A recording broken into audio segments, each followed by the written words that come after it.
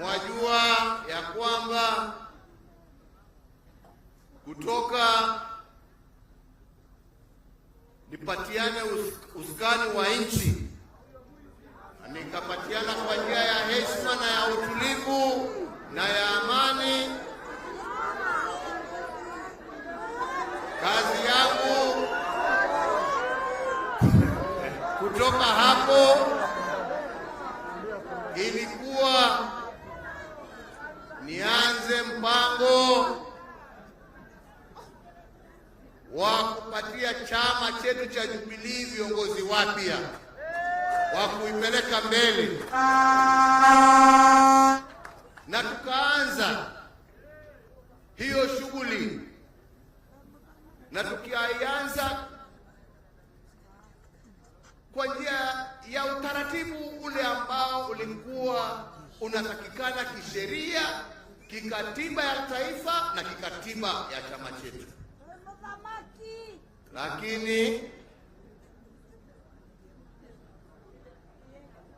wengine wakaona hapana, hii ni nafasi yao ya kuchafua chama chetu, wakatufungia, wakatupeleka makotini kwa muda wa miaka 2-3.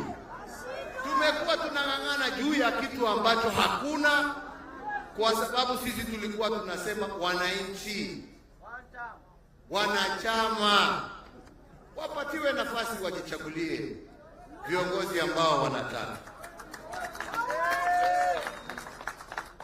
Sasa leo mimi bado niko katika hiyo harakati ya kuhandover, na wengine wanasema ati naingilia siasa. Kama wangeniwachilia ule wakati wa mbele, hii kazi na shughuli ningekuwa nimemaliza zamani.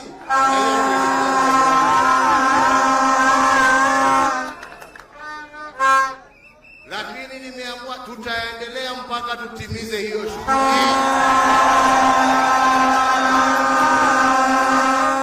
kulingana na mapenzi ya wanachama wetu na kulingana na sheria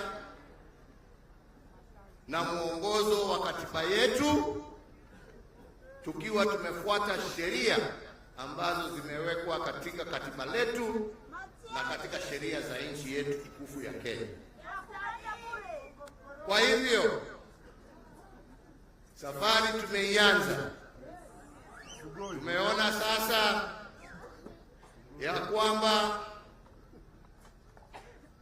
yale mabadiliko ambayo tuliweka badala ya kubadilisha katiba yetu kidogo, sasa yamekubalika, na Dr. Matiang'i amekuwa confirmed kama naibu wa kiongozi wa chama chetu.